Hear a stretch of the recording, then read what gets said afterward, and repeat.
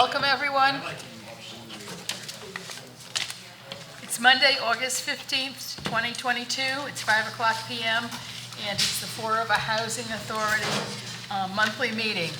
Attorney Souza, the open meeting law, please. Thank you, Madam Chairman. The open meeting law language is as follows. Pursuant to the open meeting law, any person may make an audio or video recording of this public meeting or may transmit the meeting through any medium. Attendees are therefore advised that such recordings or transmissions are being made, whether perceived or unperceived by those present, and are deemed acknowledged and permissible. Thank you. Martha, roll call. Chairwoman Sahadi. Here. Vice Chairman Underhill. Here. Commissioner Burns. Here. Commissioner Bentley. Here. Commissioner Medeiros. Here. Thank you. Do we have any citizens' input this evening? Seeing none, residents' input? Thank you.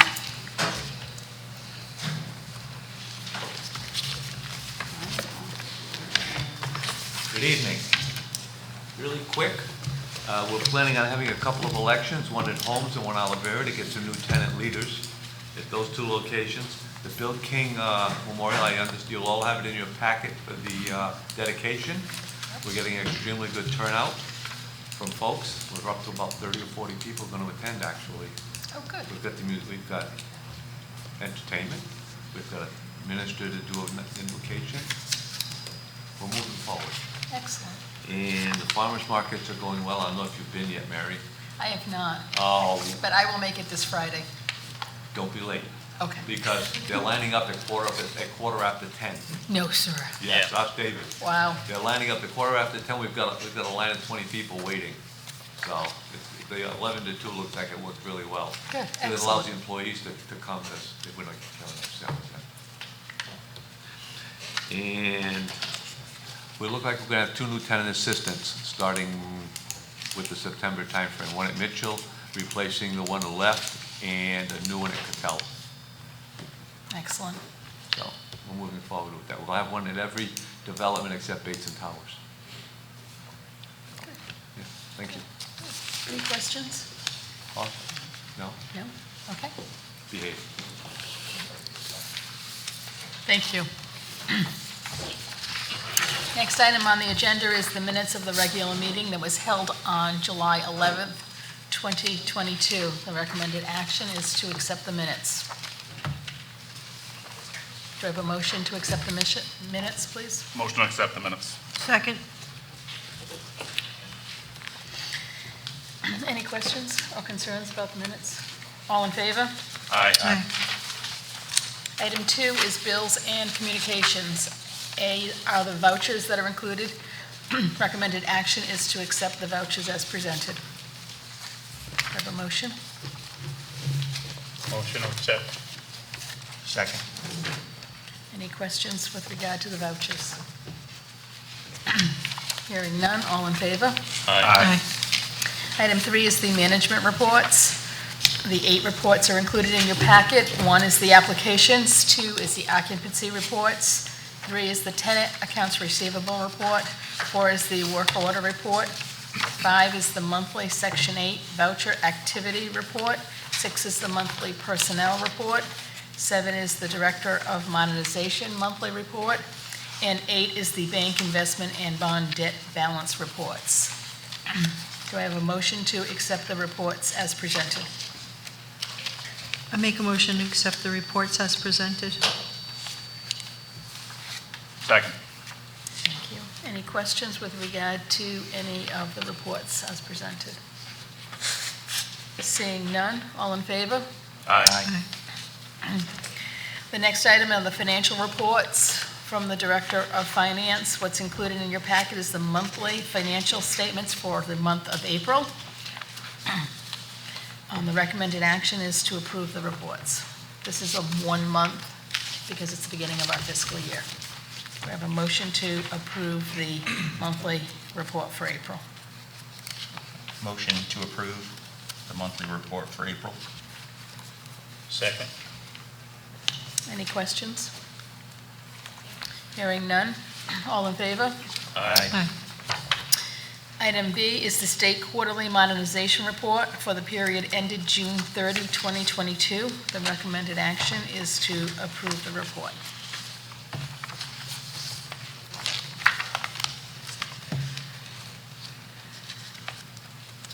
Do I have a motion to approve the report? Motion to approve. Second. Thank you. Any questions with regard to the reports? Hearing none, all in favor? Aye. The next item is the update from the executive director. Thank you, Madam Chairwoman. So a few things.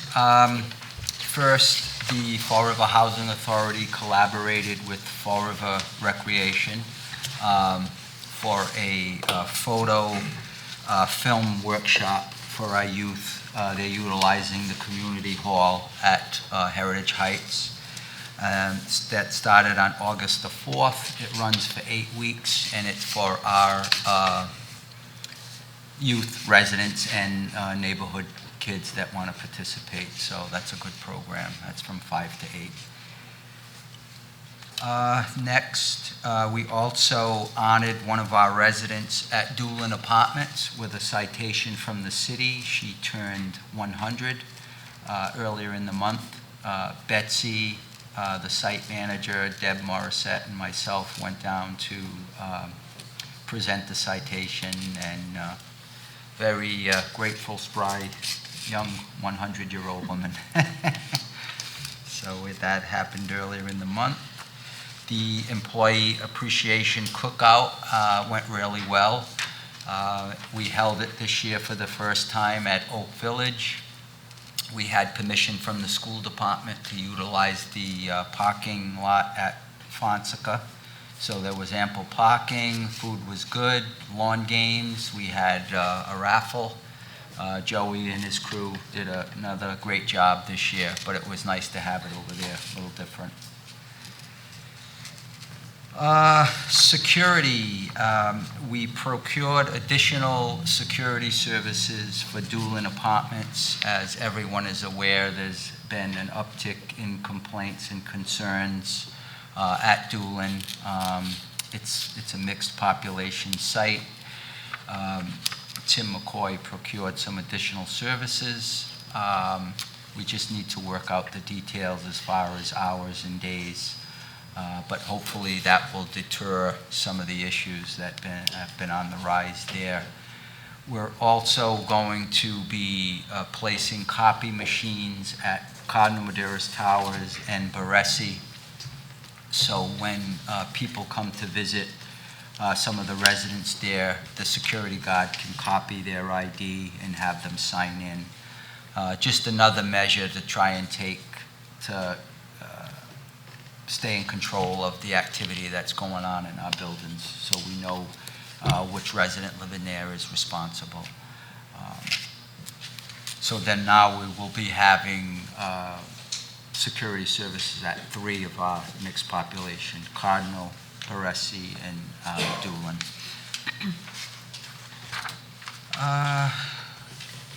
We held interviews earlier for the Deputy Executive Director position, which will be on the agenda. Just to inform everyone, we tried to emulate what we did for the Executive Director. We had a union rep, a tenant rep, Attorney Souza, and myself. Strong, qualified candidates. It was a difficult decision for the committee, but unfortunately we could only select one. So that's on the agenda. DHCD conducted a pilot performance management review last week. It's something that they would do yearly. It was suspended during COVID. They've made some changes, and now they're piloting a new program this year. We won't be scored on it, but it's in preparation for next year's, which we will be scored. And they come in and they evaluate our financial reporting, our work order system, our tenant selection process. And I'm pleased to say that we did extremely well. There was one finding under financial for the fourth quarter, we were one day late in submitting reports. The first quarter, we were fine. The second quarter was fine. The third quarter was fine. The fourth quarter holds a little more weight. We were one day late, so it was a minor finding. Work order system, Ed Majewski and his team, Joyce Pereira, the clerk, work order, data entry clerk, did a great job with closing out work orders. The reports were accurate. There were no findings in our work order system, as well as our tenant selection. The CHAMP system is an application, online application through the state, and it's very, very difficult. And Marie Souza, Amy Morin, and their team did an outstanding job. There were no findings. In fact, Mary Farrell from the state, the housing specialist, said that they and we were the gold standard for that. There are much smaller housing authorities across the state that are having a difficult time, us being a larger one, and there were no findings. She said that that was incredible. So compliments to Kathleen Pulvar, who oversees that, Marie, Amy, and that crew. Really an outstanding job. And the last thing I have is I would like to acknowledge two of our former employees who have retired. Mike Freitas, 27 years, and Rick Cody, 14-plus years of service to the Fall River Housing Authority. So I would like to present them with a little gift on behalf of the board. Michael, if you want to come up. Rick?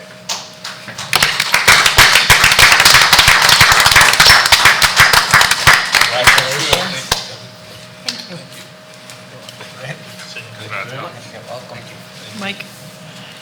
Congratulations. Thank you. Congratulations. Thank you. Congratulations. Congratulations. And that's all I have for this month's board meeting. Thank you. Thank you. Okay, next item on the agenda is new business. Item 1 is modernization. It's the certificate of substantial completion for the Keltron wireless fire alarm communicator at 7 federally aided developments. The recommended action is approval. Do I have a motion to approve the substantial completion? I make a motion to approve. Second. Any questions with regard to this? Hearing none, all in favor? Aye. Item B is a certificate of completion consolidation for the Keltron wireless fire alarm communicators at 7 federally aided developments, and the recommended action is approval. I make a motion to approve. Second. All in favor? Aye. Item C is a certificate of substantial completion for the tree removal and building repairs at Chor Bishop Joseph Eid Apartments. The recommended action is approval. Motion to approve. Second. Any questions with regard to this certificate? Hearing none, all in favor? Aye. Item D is the certificate of substantial completion for the roof replacement, Phase 4 at Sunset Hill. Recommended action is approval. Make- Motion approved. Second. Any questions with regard to the roof replacement? Hearing none, all in favor? Aye. Item E is the change order number 1 for the fire alarm panel replacement at Raymond D. Holmes Apartment. The change order number 1 is an increase in the contract amount in the amount of $940 for Delta Beckworth labor changes and state elevator inspection for the fire alarm panel replacement. The recommended action is approval. Motion to approve. Second. Any questions with regard to this change order? Hearing none, all in favor? Aye. Item F is a certificate of substantial completion for the fire alarm panel replacement at Raymond D. Holmes Apartments. The recommended action is approval. Motion to approve. Second. All in favor? Aye. Item G is change order number 3 for the elevator modernization at Raymond D. Homes Apartments. Change order number 3 is an increase in the contract amount of $11,206 for the remodernization of extension of the warranty/service for the downtime due to the fire alarm panel replacement. Duration of the contract will increase by 185 days. The recommended action is approval.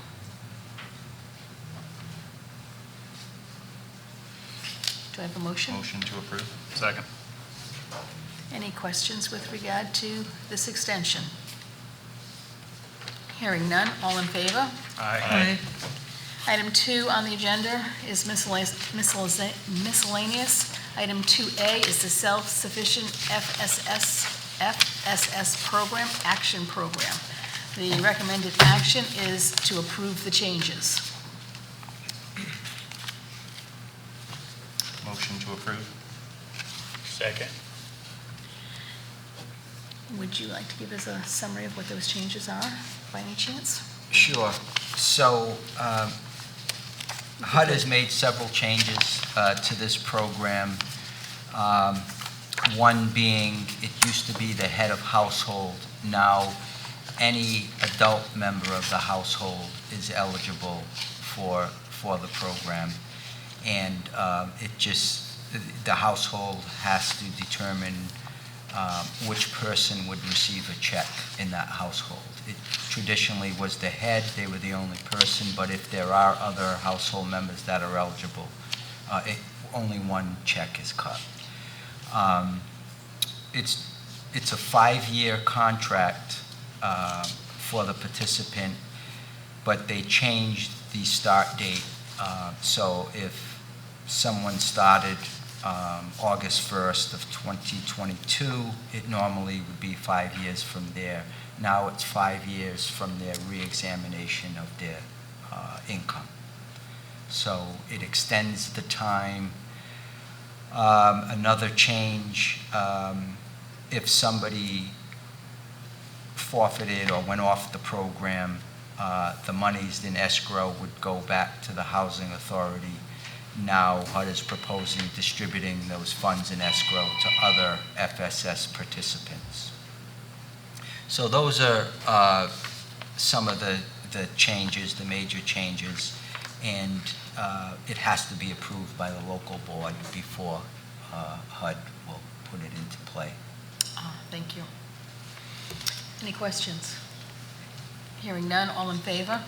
Aye. Item B is the AT&T cell tower lease extension for 5 years at Mitchell Heights. The 5-year lease extension is from August 29th, 2022 through August 30th, 2027, is the first of 2 5-year options to renew.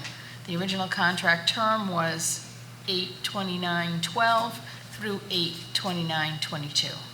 The recommended action is to grant preliminary authorization to extend the lease for a 5-year period, subject to final approval by HUD. Do I have a motion to grant the preliminary authorization?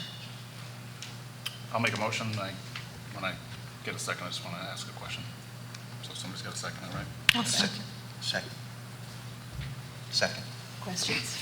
So, thank you, obviously, Attorney Souza, for preparing this. I don't know if anybody else got it, but it's a safety plan. So, history will tell you I have a concern with some of the RF electromagnet waves and potential negative impacts on the health of the people that are around it. So we've seen that around the country in fire stations. I can only believe that there is similar concerns at, the towers that we have. So this is increasing how many? I'm sorry? Is this increasing how what is up there, what the output is? It's not increasing any output. It's going to maintain currently what they have. So just to give you a little background here, HUD changed some regulations as cell towers. They call them encumbrances on public housing authority properties. We have a new regional director in Boston, and I've been instructed that I have to have the board approve any contracts.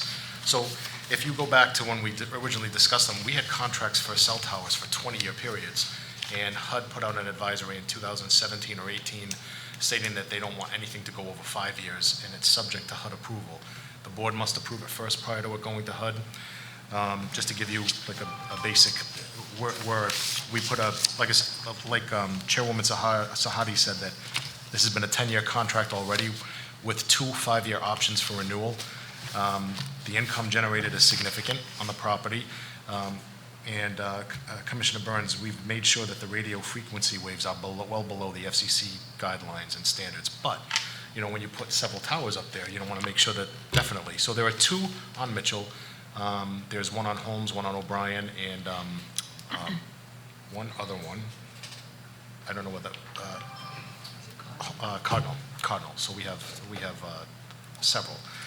They are all 20-year contracts, so we're kind of winding down what the period is, but we are currently in the process of inventorying all the equipment because I have a desk full of old contracts that are 20 years old of the amount of material that was up there. So I discussed that with Kevin, and we were currently having all that equipment inventoried, so anything that doesn't need to be up there is taken off. We've finished 5 buildings already out of, I think, 10, so that we can take any inoperable equipment off, number one. But with regard to this, the monthly use the monthly use fee for AT&T would be $32.54. So over a 10-year, we've almost made $400,000 in that. So if we extend it for 5 years, it's going to be another $192,000 at one rate, and at the other rate that we're asking for, it would be $234,000 for the next 5 years. However, I don't know if HUD's going to approve it because they've become pretty adamant about nothing over 5 years. They want us to bid 5-year contracts in 5-year increments, not a 20-year contract. So the first step on doing this, this is 5 years, the first step on extending this would be to approve it by the board, and then it goes up to the regional director, who I've told has been a stickler about this. So I don't know if it's going to get approved. But anything that we do in the future will be procured or put out to bid. But I think your question, Commissioner, is... So I definitely appreciate what you prepared, and it's safety related, right? I care about people, the workers who are around the equipment, the people who live at the upper levels of the floor. I want to make sure that they're, not getting any, negative health effects from it. So the money is great.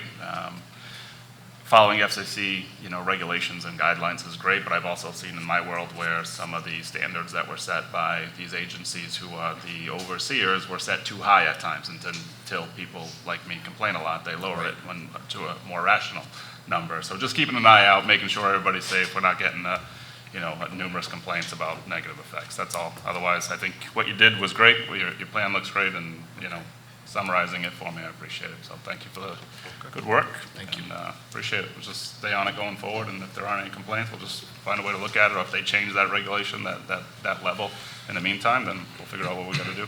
We'll make sure that those levels are well below. The priority here is the safety of the tenants, obviously, before any monetary gains. So, thank you. I yield. Any other questions? All in favor? Aye. Item C is the security guard services at Edward F. Doolin Apartments. The recommended action is permission to award a 15-week contract for security services to USENTRA Security in the amount not to exceed $15,000. Do I have a motion to award the contract? A motion to award. Second. Any questions or concerns? Yeah, I have a few questions. We have security now at Cardinal and Baresi, both high-rises. We know how that works. It's, they check people in as they come through the door. At Doolin, where there is no main entrance, how is the security going to be? Where are they going to be located? What is going to be their job?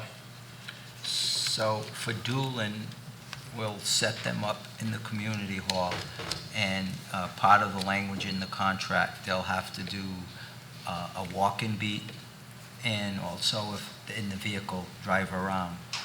However, if we have a particular building where there may be an issue, there is enough room in the hallway, we can set the security person up with a small desk and chair and they can monitor who comes in that particular building, if it's a problematic building. But if we don't have one particular building, they'll be on foot, and they'll be in their vehicle going around. Okay. It brings me to my other point. I know Commissioner Madeira and myself, we talked about having a safety and security item on the agenda, not only about dueling, but about all the, high-rises. And that's our biggest complaint that I get as the tenant leader, tenant commissioner, and the chairman of the Joint Tenant Council. I know you guys have been getting phone calls from various people about problems, and that's all. I'm glad we're doing that at dueling. That's fantastic, but that's not helping what's going on in some of the other developments. And I know, Mike, I can bring your name up, right? About at Sunset Hill, they go to empty the trash, and people are residents are parking, blocking the way of the trash truck to get in there. And apparently they're told time after time, and they just keep doing it. And I guess what I'm saying is that money that we're paying to the police department, I would hope that they would be there, patrolling more than they are at all the developments, because the girls at the buildings, everybody that works for housing is doing their best to try to maintain law and order. But when you don't get any backup. So we do have the housing police unit that's assigned to us. Deb Morissette, our associate property manager, is in constant communications with them. There's movie night tonight at Sunset Hill, which I'll be going after here. The police are always there for those events. I talked to them. I was at one at Heritage Heights. There was an issue at Fordney. They were leaving to go to Fordney. They don't give us, the contract doesn't specify specific days or hours. It's random. Your concern, if someone is blocking a fire lane, then the police can have the vehicle towed. If they're blocking a dumpster, that's considered private property, then that's up to site management and the housing authority to address, which we do. And the site manager will try to find out whose vehicle it is that might be blocking a dumpster. But unfortunately, if it's blocking a fire lane, it's instant towing. If it's the dumpster, that's a little different. That's more of a nuisance for us, not a safety thing. I respect what you're saying, and we're constantly looking to improve, as you can see, what we're doing at Doolin. Everybody is doing their due diligence. Unfortunately, there's never enough funding to put security at every site. I think, but that's a good concern.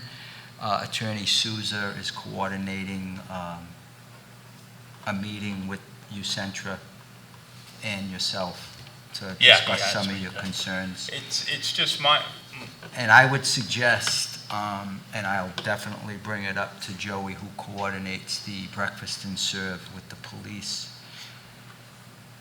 Maybe we can get the remaining schedule and we can go together and we can pick their brains. And it's, not to beat a dead horse or to prolong this meeting, but my background was in retail, and our biggest problem, like any retail, is shoplifters. Yeah. And we found that we tried undercover, people trying to catch. We always found the best deterrent was to have a uniform at the door. That way it stopped most people that had the thought of shoplifting. They put it in their head that, hey, they got security here. All I'd like to see is more security at the developments. I've often brought up the idea about auxiliary police. If they could come and even just for a few minutes, just patrol, the different developments, especially the troubled ones, because there's a lot of stuff going on, and we're told as residents that, oh, if you see it, get a license number, we get a license number. And then they're like, well, we can't do anything about it because we didn't see it happen. Well, you know, that means the police, I mean, trust me, I love the police. My father was a, you know, state cop for 30 years. And I don't want to get it, you know, No, say anything it- bad about but we're paying $450,000 or so.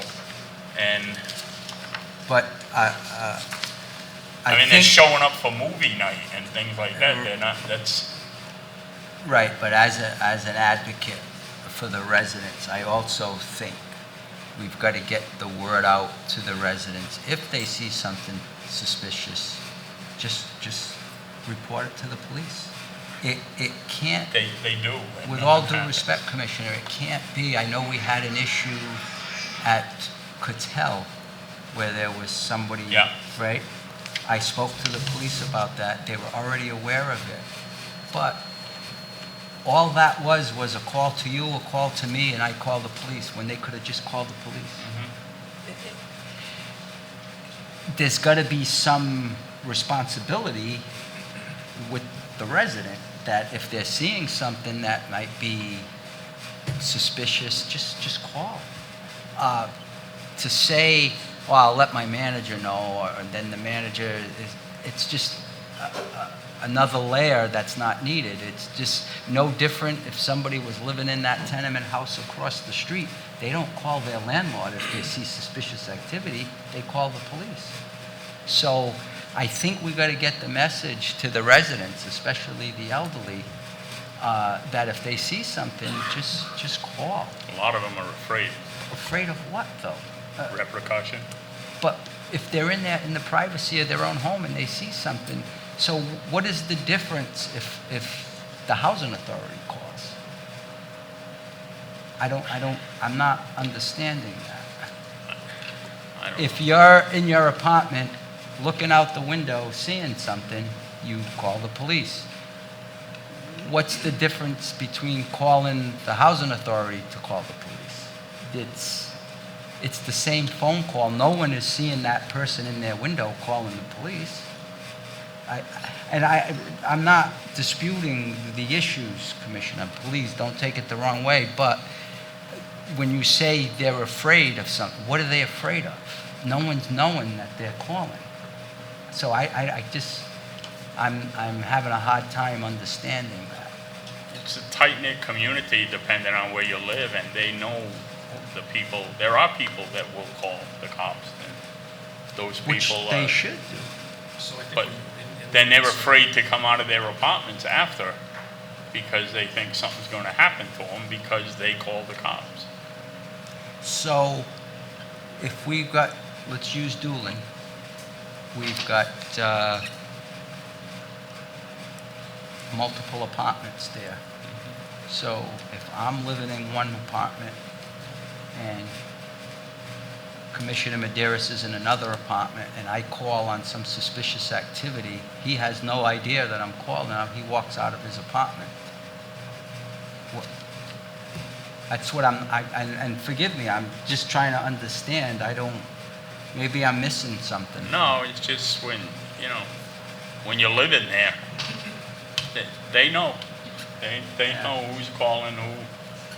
It's just human nature. I mean, and we're happy to call and assist the residents in any way we can. Well, I know, and that's but what I try to do I just too, think but- still,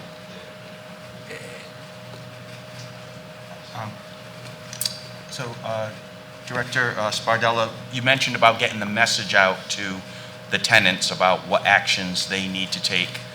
What steps have occurred or will occur to get that message out there to them so that they know precisely what they need to do?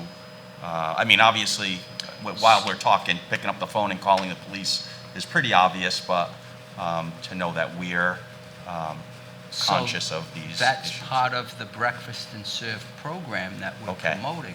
The police serve breakfast in our elderly buildings to reach out to them, to hear their concerns. advise them what to do, and that's what they're telling me, that's the message that they're giving the residents. If you And are see those well attended? I wouldn't say they're well attended, but they're attended. Yeah. But again, we do our part. Yeah. We can't force people to come down to the community room to attend it. We flyer it, we inform them. Joey in our resident services does a great job. But attendance can always be better, right? But that's the purpose, that's the theme of that program, is to give them some comfort that they are there, and this is what you should do in this situation, and this is what you should do in that situation.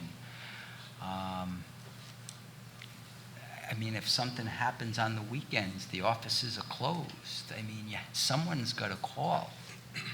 I know it's scary and intimidating, but you certainly don't want to wait till Monday when the office is open and then let your manager know that, hey, there was an incident here on Friday night. Call the police. If there's a better solution, I'm all ears. I mean, we're trying. I just don't. We definitely can sharpen up, as Commissioner Underhill's concerned, that contract with the police and the services we're getting. We'll definitely go over that with a fine-tooth comb as it comes up for renewal. But in the meantime,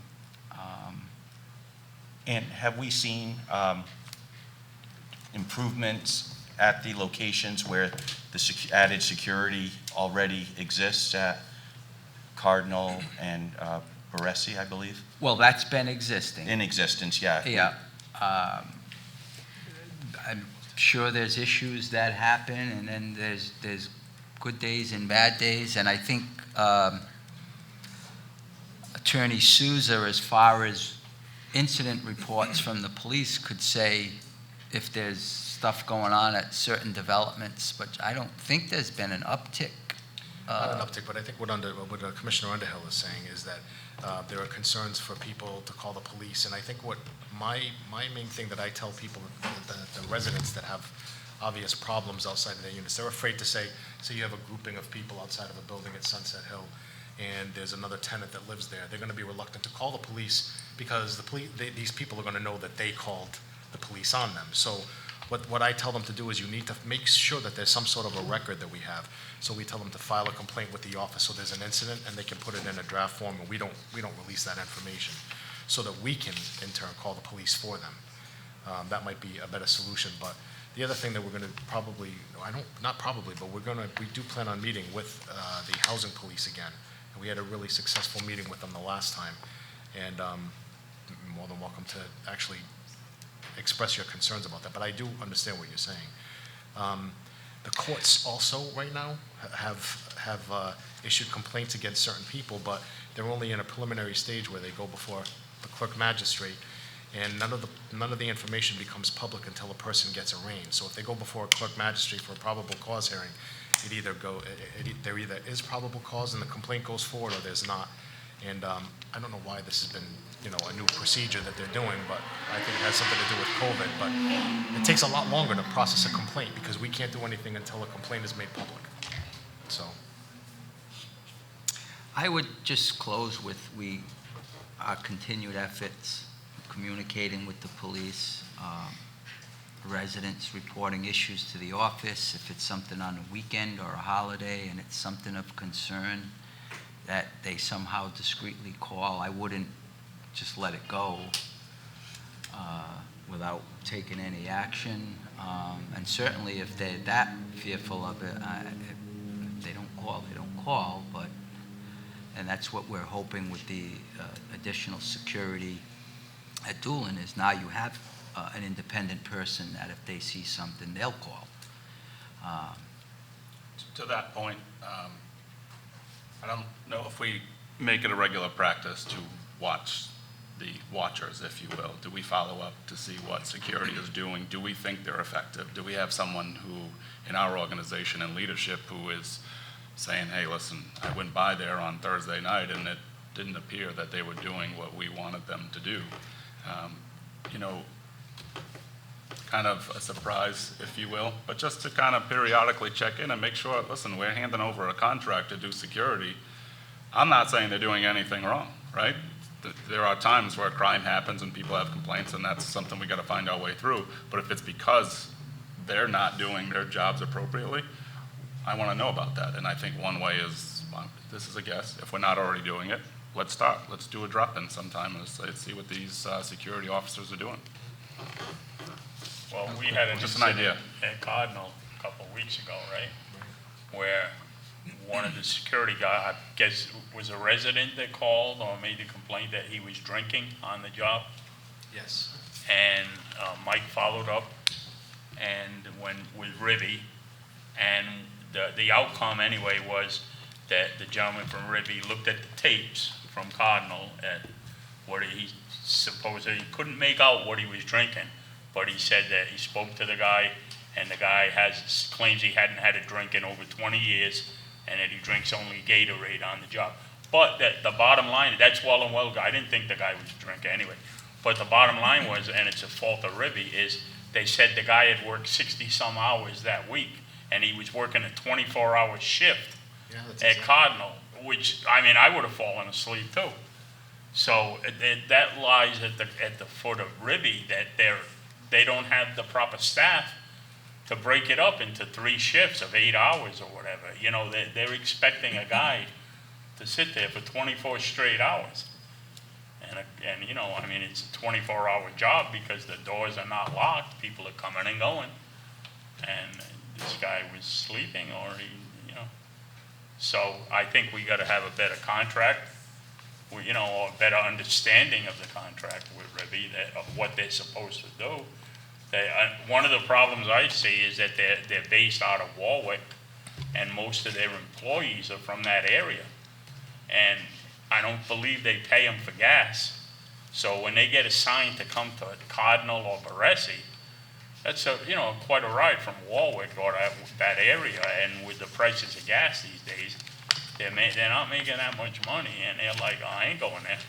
I'm not traveling Yeah, to Florida. and unfortunately, though, we have to follow procurement Yeah, laws, and you I can't understand that. I'm say just where- saying that. yeah, who the low bidder. I think it's not the housing, it's Yeah. not our fault, it's Ribby's fault. But Kevin, I have a question. Will the tenants be given the security company's phone number so that they could call the security company if they're concerned about calling 911 and they see something? So for instance, at Doolin, could they call the number of the person who's there? Is that an option? I think we would have to follow up with that, Attorney Souza, and Mr. McCoy, when we iron out the hours and days and what we can ask of them. It's just, I know, knowing the layout of Doolin, something could happen at one end. Right. But That's a good they're, point. yes, they're patrolling, but they could be at the other end. Yes. So, like, Yeah, if how we're do I able get to that give person out, to come over? Are if you it's able a to give out that company number? cell that they're assigned, I'm sure we'll be able to give it out, but we'll have to find that out. If it's the personal cell, probably not. But Good idea. we'll follow up with that for sure. But I think as, I'm just thinking they may feel more comfortable calling the security guard who's there than perhaps calling the police. I don't know. I feel Commissioner Underhill's pain because he's there, but the positive is when we meet, he lets me know what's going on. And I wish there were more residents at other places, like the association presidents would let us know, then we could do more. But unfortunately, sometimes we find out things after the fact and we're reactive instead of proactive. It's just the way it goes sometimes, but we will definitely, when that contract expires, we'll work together. If we can, through your voice with the Joint Tenants Council, if we can get these building leaders to attend this breakfast and serve and express their concerns to the police when they're there, and just keep trying, right? Keep doing yeah, it, that's fine. fighting the good fight, so to speak.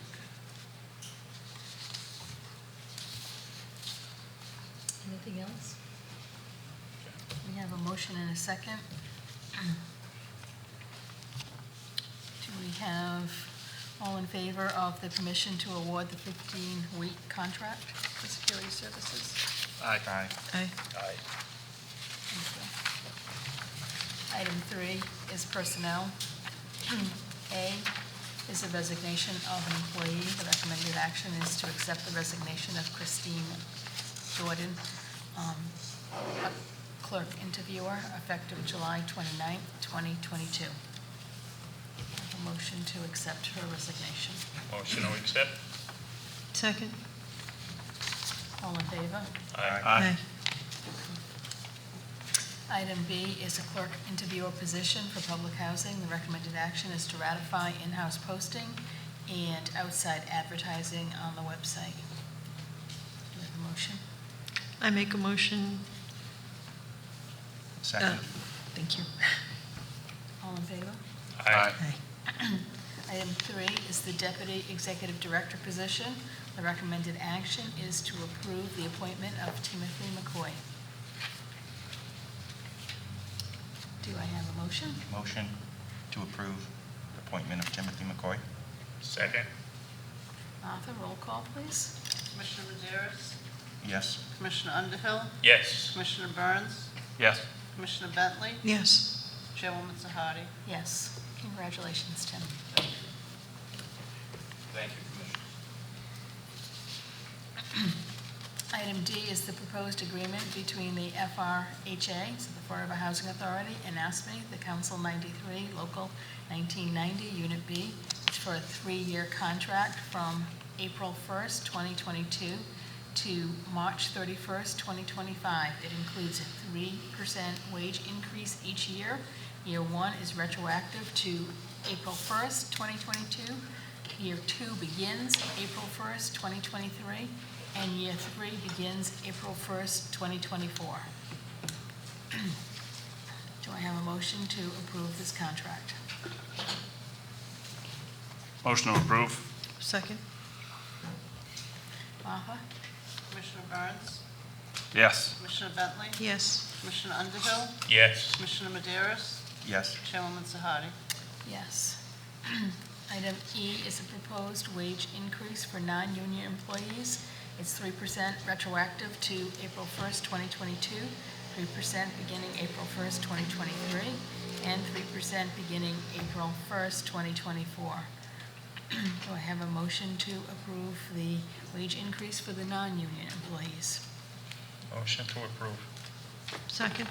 Commissioner Underhill? Yes. Commissioner Bentley? Yes. Commissioner Madeira? Yes. Commissioner Burns?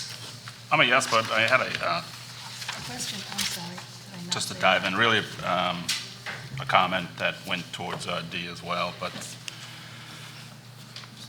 when the agenda is out, people see the raises and, some people have concerns about the 3%.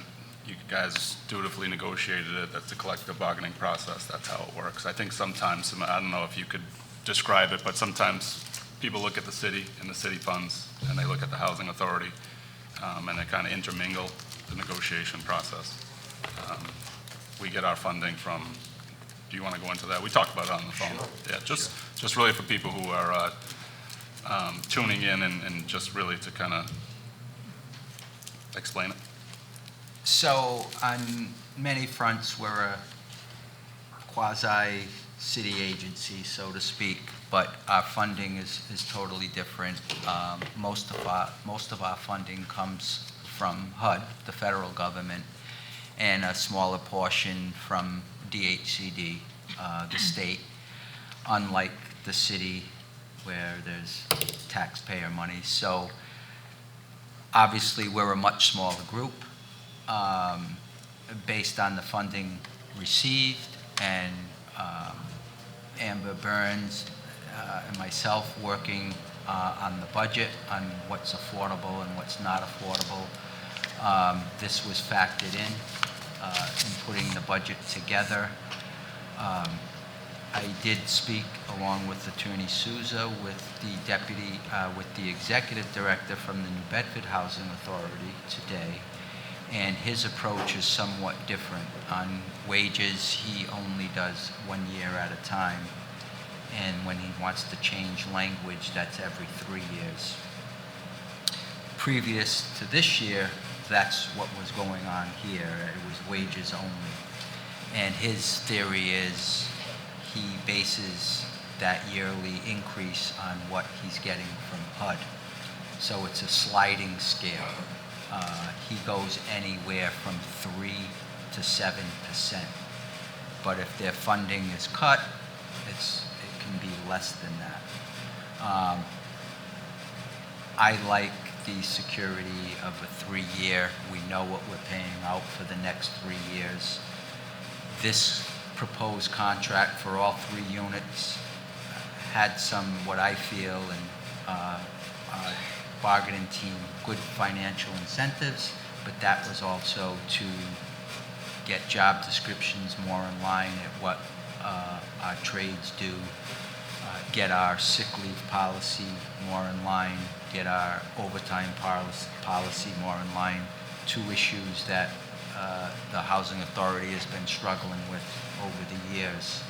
So when Amber and I worked on the budget, we factored in hourly increases, we factored in stipends, we factored in COLA, and it's affordable based on the funding that we receive. So that's what dictated what we could offer in our proposals and what we couldn't. So it is in line with the New Bedford Housing Authority, higher than the city. We realize that, but we know the city funding is much more limited than what we get here at HUD, through HUD and DHCD. It's unfortunate, but I don't think the Housing Authority employees should be penalized because city workers are getting less and vice versa, right? I'm always one to be fair and reasonable. An honest day's work for an honest day's pay. We all have to live. We all endure inflation and increases. So if we can be fair to our staff and get a good day's work out of each person, I'm okay with that. Yeah, but that's really what I wanted to get at. The ability to pay is different for the Housing Authority than it is in the city. And I'm sympathetic to the city workers, but my conversation with city workers is that, and I think the city could do better with city workers. But, they're 2 different accounts, if you will. And I do not think our employees here have done a great job, deserve to feel the pain that city employees are feeling for a completely different reason. So I did support it.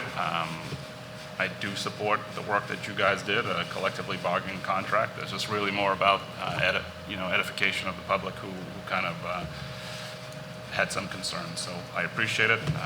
Good work, and thank you. You're welcome. Thank you. Martha, roll call? Commissioner Underhill? Yes. Commissioner Bentley? Yes. Commissioner Maderas? Yes. Commissioner Burns? Yes. Chairwoman Sahadi? Yes. Item F and item G are for executive session. Item F is union negotiations update. The anticipated executive session pursuant to Mass General Law, Chapter 30A, Section 21A3, is to discuss strategy with respect to collective bargaining or litigation if an open meeting may have a detrimental effect on the bargaining or litigating position of the public body, and the chair so declares. Item G is removal of a salary cap for non-union employees. Again, anticipated executive session pursuant to Mass General Law, Chapter 30A, Section 21A2, to conduct strategy sessions in preparation for negotiations with non-union personnel or to conduct collective bargaining sessions or contract negotiations with the non-union personnel. At this time, we will be going into executive session. We will not be coming out of executive session, so this would be the end of our regular meeting. Thank you, everyone, for coming tonight.